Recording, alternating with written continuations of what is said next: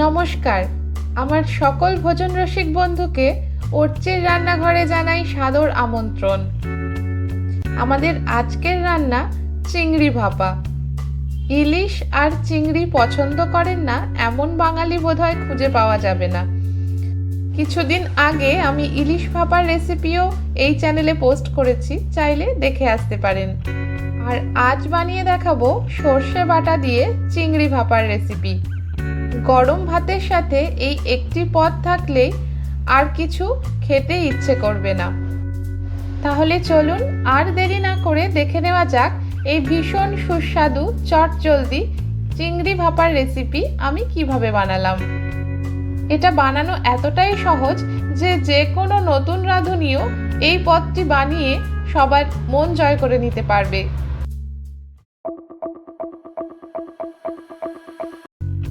চিংড়ি ভাপা বানানোর জন্য প্রথমে আমি নিয়ে নিয়েছি 500 গ্রাম চিংড়ি মাছ। আর এই চিংড়ি মাছগুলোকে ভালোভাবে ধুয়ে পরিষ্কার করে নুন হলুদ মাখিয়ে নিচ্ছি। আমি হাফ চা চামচ নুন আর হাফ চা চামচ হলুদ গুঁড়ো মাছগুলোর সাথে মিশিয়ে 10 মিনিটের জন্য রেখে দেব। অন্য একটা পাত্রে আমি নিয়ে নিয়েছি 1 চা চামচ কালো সর্ষে, 1.5 চা চামচ সাদা সর্ষে, 2টো কাঁচা লঙ্কা, সামান্য একটু নুন আর 2 টেবিল চামচ পোস্ত। এবার এই সমস্ত কিছুকে আমি একসাথে বেটে নেব। নুন আর কাঁচা লঙ্কা দিয়ে সর্ষে বাটলে তেতো ভাবটা আসে না। আর নিয়ে নিয়েছি হাফ কাপ পরিমাণ টক দই। এখানে সামান্য একটু নুন দিয়ে আমি দইটাকে ফেটিয়ে রেখেছি। সর্ষে আর পোস্তটা একসাথে বেটে নিয়েছি। এবারে চলে যাব আমাদের মূল রান্নায়। আমি রান্নাটা কড়াইতে করব, সেই জন্য প্রথমেই একটা স্টিলের টিফিন বক্সের মধ্যে ম্যারিনেট করা চিংড়ি মাছগুলোকে নিয়ে নিচ্ছি। এবার একে একে সমস্ত মশলাগুলোকে চিংড়ি মাছের মধ্যে দিয়ে দেব। প্রথমেই দিয়ে দিচ্ছি বাটা সর্ষে পোস্ত, তারপর দিয়ে দিচ্ছি ফেটিয়ে রাখা টক দই, দিয়ে দেব হাফ চা চামচ হলুদ গুঁড়ো আর হাফ চা চামচ নুন। মনে রাখতে হবে নুনটা কিন্তু আমরা আগেও অ্যাড করেছি, সেই জন্য নুনের পরিমাণটা একটু বুঝে দিতে হবে। এরপর দিয়ে দিচ্ছি 2 টেবিল চামচ থেকে 3 টেবিল চামচ মতন সর্ষের তেল। ভাপায় কিন্তু অবশ্যই সর্ষের তেলটা ব্যবহার করতে হবে, না হলে ভাপার স্বাদটা ভালো আসে না। আর দিয়ে দেব মশলার বাটি ধোয়া সামান্য একটু জল। জলটা অ্যাড করার পরে মশলার সাথে খুব ভালোভাবে মাছগুলোকে মিশিয়ে নিতে হবে। দেখুন আমি সব কিছুকে খুব ভালোভাবে মিশিয়ে নিয়েছি। এবার চলে যাব মূল রান্নার পর্বে। এই রান্নায় গ্রেভিটা একটু গাঢ় রাখতে হবে।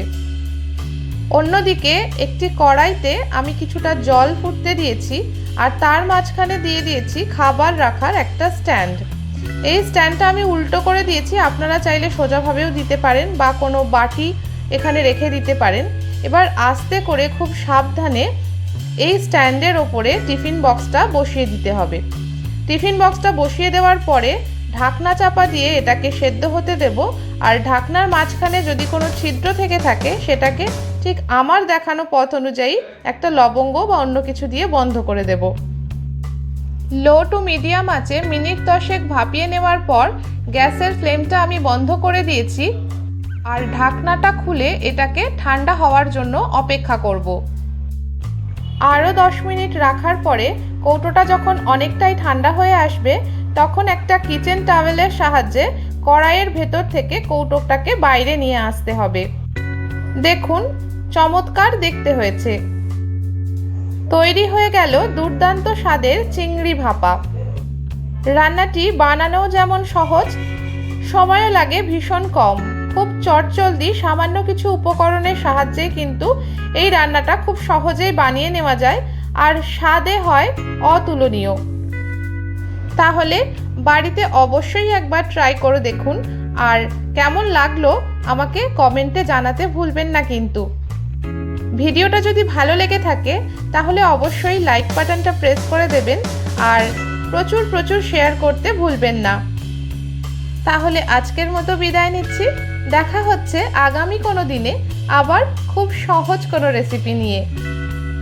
এতক্ষণ সঙ্গে থাকার জন্য সকলকে অসংখ্য ধন্যবাদ।